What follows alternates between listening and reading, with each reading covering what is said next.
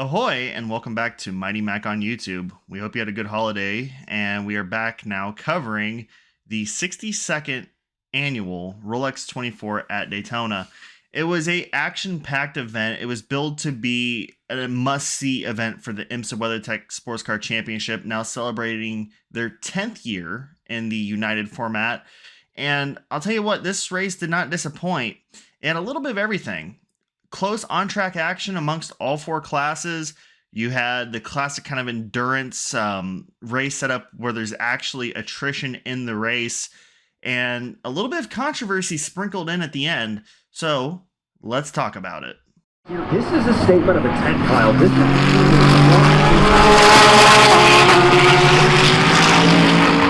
put themselves in a position where they can win. All right, so we're going to start things off with the headline GTP class.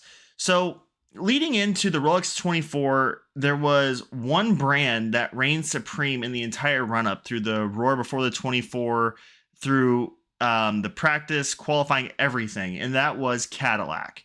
They were on top with either the 31 Whelen Engineering Action Express Racing car or the 01 Cadillac Chip Ganassi Racing entry. They were on top throughout the entire event the last 2 weeks. But at the end of the day, it was Penske Porsche Motorsport that took home the victory. And it was a long race. It was a very difficult race, as you'd expect in any endurance sports car race. But in this one here, I'll tell you what, attrition hit this class very hard. And more so, the complexion changed throughout the race for especially the GTP category. Early on, we knew it was going to be a slugfest between Cadillac and Porsche. BMW was going to be mixed in there, and Acura was going to be there, but not really, because after last year's performance, they actually got hit the hardest by the balance of performance. They had a lot of extra weight on their two cars now for Wayne Taylor Racing, and they really didn't show the pace to be right there with the Cadillacs and the Porsches. And it played out in a way that we thought it would in the end, but it took a very roundabout way to get there.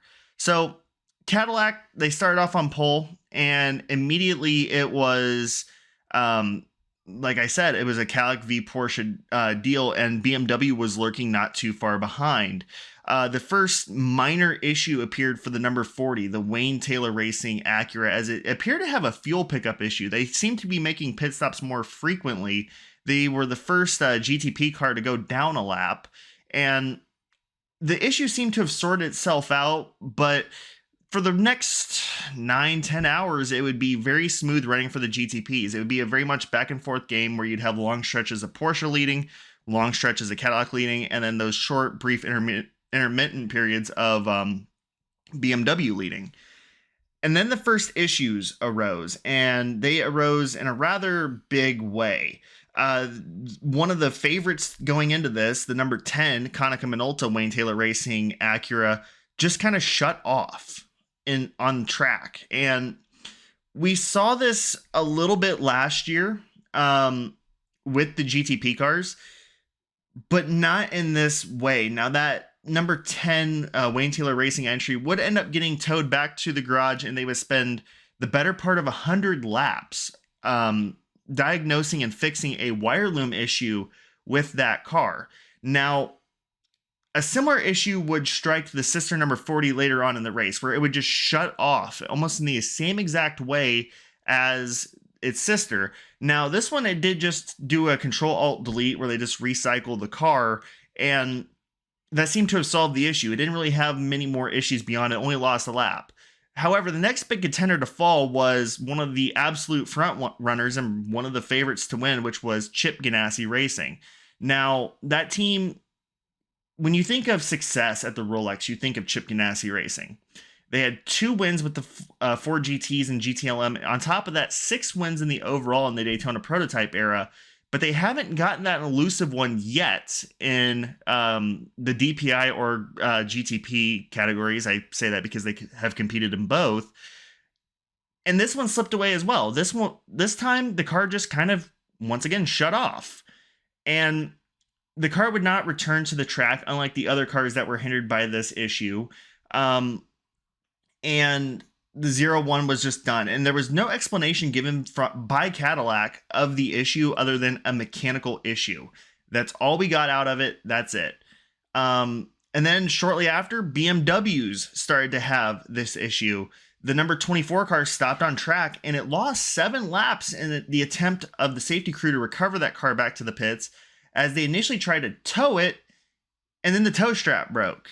And then they had to pick it up and put it on a flatbed and tow it back. It was a short fix. They only lost, I think, 4 or 5 more laps beyond that repairing the issue, which, again, is a bizarre one. And then not too long after that, the sister number 25 came into the pits. They removed the rear bodywork. They replenished some fluids, and then that car ended up in the garage. So BMW's effort was pretty much dulled and gone by the end of the late night hours of the race. So that left us, in effect, with 1 Acura, 1 Cadillac, and 4 very much healthy Porsches, because you have to keep in mind there's 2 customer 963s as well. So going into the early morning hours, one little theme kept reoccurring for one of the Penske Porsche one of the Penske Porsches.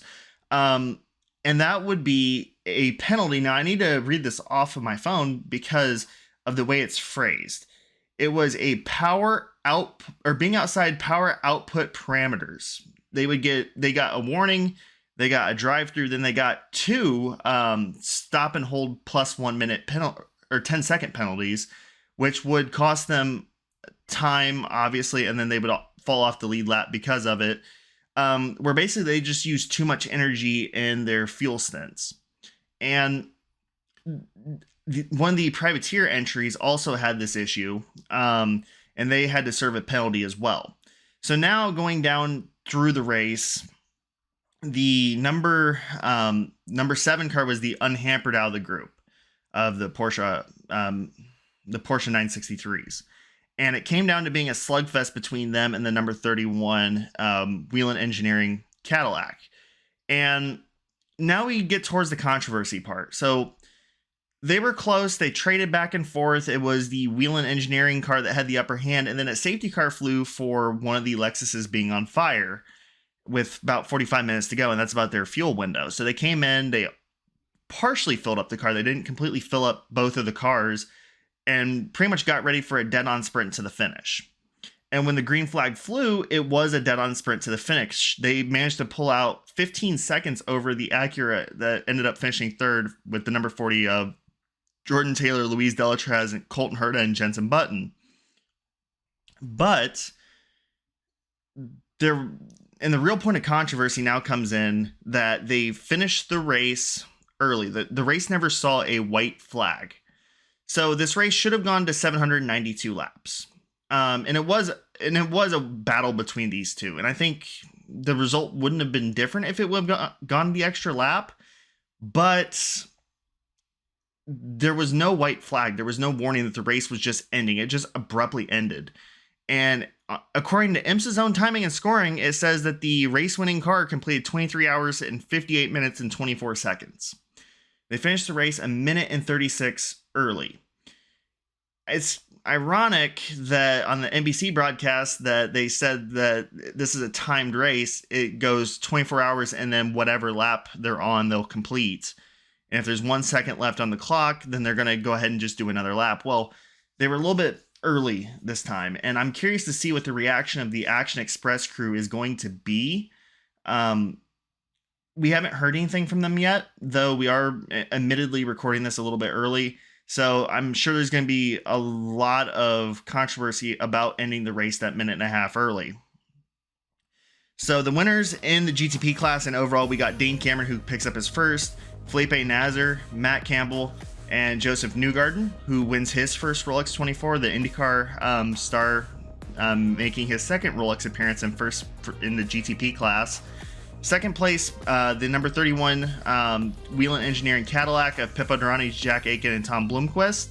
They bring home second, and then rounding out would be the number 40 Wayne Taylor Racing with Andretti Autosport Acura.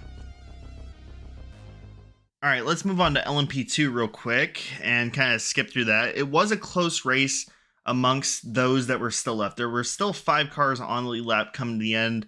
The winners end up being the Era Motorsports Orica 07 of Dwight Marabin, Ryan Dial, Connor Zilch, and Chris Rasmussen, which they won this race in 2021.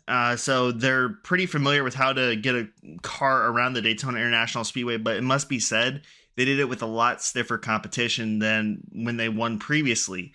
The LMP2 class has grown quite a bit. We ended up with 13 entries, or 11 or 13 entries in the LMP2 field this year. It's come a long way since this class debuted when it only had 4. And we even had a Ligier, which unfortunately didn't finish. And let's be frank about it, you've all seen the memes on Twitter, caused about half the cautions. Now, when I say, though, it was a very close race, I mean that in every possible way. Era and CrowdStrike APR, they kind of dueled it out to the end there. And of course, you have the 74 Ranch Resort car that was right there with them fighting as well. And then the Euro Interpol car that led most of the overnight and early morning hours. So LMP2, once again, after that photo finish last year, they had a big expectation to produce. And once again, they did. They didn't have the finish, but they had the entire race that last year had. And it was still a great race overall. Now on to GTD Pro. So this class here had a lot of attention to it because Corvette Racing was debuting their new GT3 car. Ford is debuting their new Mustang. However, neither one of those cars ended up winning. It actually ended up being a tried and true car that ended up taking the class win. And that'd be this number 62 Risi Competizione 296 Ferrari, a car that won the Nürburgring overall last year with Frickadelli Racing. They ended up claiming a victory. And of a note, it was 10 years ago this weekend that they were involved in that horrific crash with the Gaines code number 99 with Mamo Gidley aboard.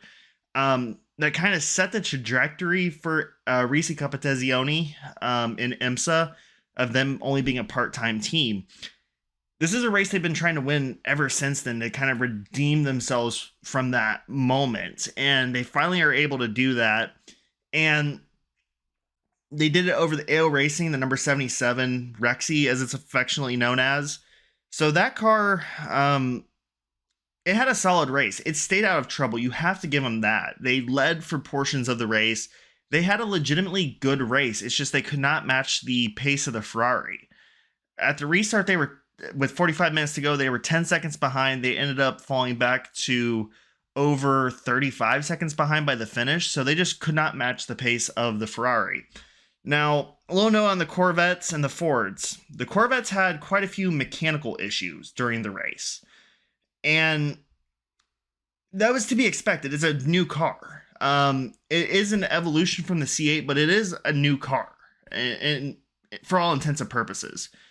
Ford, they didn't necessarily have mechanical issues. They had body issues. What I mean by that is they ended up getting one across the finish line. The other one had to retire. Both cars experienced diffuser issues. At one point in time, both cars had their trunk lids peel backwards off of the car.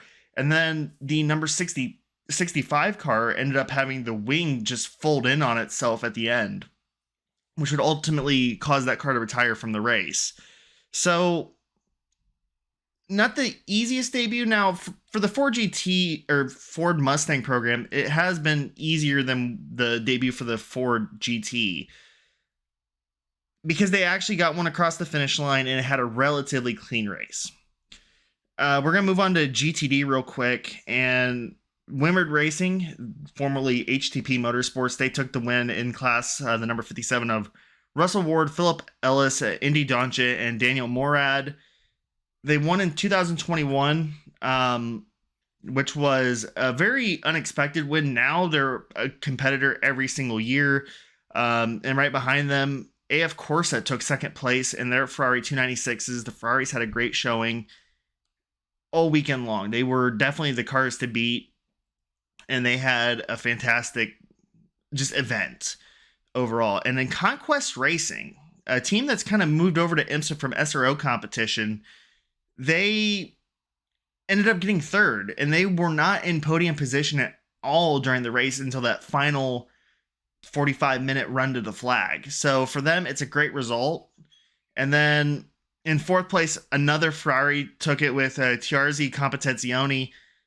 That's a note because another SRO team that has moved over. So that's kind of the recap for the classes, but let's just give an overall look at the event real quick. So that was the basic rundown of the classes where they kind of shook out on the podiums in the 4 respective classes. Obviously, that's a brief overview of an entire 24-hour race. Now, I'm curious to see kind of what comes out of this, because there could be disqualifications. You know, last year we saw what happened with the Meyer Shank racing car 2 months after the fact.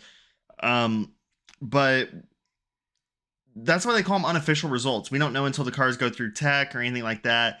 And also, what's going to come of this situation of them throwing the checkered flag a minute and a half early. So there is definitely still a lot of developments to come from this event. Now, I did want to mention something. So the coverage here in the United States is brought to you by NBC Sports. And unfortunately, there was an excess amount of commercials. So it seemed like every 5 minutes we would get a commercial break. Even if something important was happening on the track, at one point we had the number 6 Porsche that was fighting for the lead slide off, they still cut to commercial. Now, with the older speed coverage, they would actually stay with what was going on if it was important to the story of the race, and they would do the commercial break in the resulting caution or when things kind of slowed down. So I'm a little bit disappointed with NBC and their coverage of this race. Also, it's fine to have guests on the show. I don't have a problem with guests being in, visiting the booth, but the Peacock pit box is too much of a distraction from what's actually going on the track. And this is my own personal opinion, so don't hold this against the channel, anybody else, whatever. I don't care necessarily about what the guys on that pit box are saying because it's not relevant to the race. If I wanted to watch a pre-race show, give us a 30-minute pre-race show where they explain how IMSA works as a sanctioning body. Don't splash it in the middle of the race because it takes away from the story of the race, because of those critical little things that happen in endurance sports car racing in hour 1, 2, 3. They have an effect in hour 24, 23, whenever. So I'd much rather us focus on the race and not commercials and not the Peacock pit box. So with that said, one last note. So before the race, news broke that Devlin DeFrancesco, who raced with Andretti Autosport and who was racing with the number 78 Lamborghini, the Forte Racing Lamborghini Huracan, unfortunately, his dog was ran over by an unnamed person in the lead up to the race. And I know Devlin was racing with a heavy heart, so from all of us over here at Mighty Max Studios, we do send our sincerest condolences to Devlin, because obviously losing a pet on an important race weekend or any time is not easy, and the race wasn't easy for him either. They just didn't have the race that they were expecting. It was one of the last classified finishers. So we do extend our condolences to Devlin and his family and friends who were impacted by this unfortunate situation. But so from us here at Mighty Max Studios, plenty more coverage. Make sure to like, share, subscribe, whatever else he normally says. And yeah, so thanks for watching, guys, and we'll see you in the next video.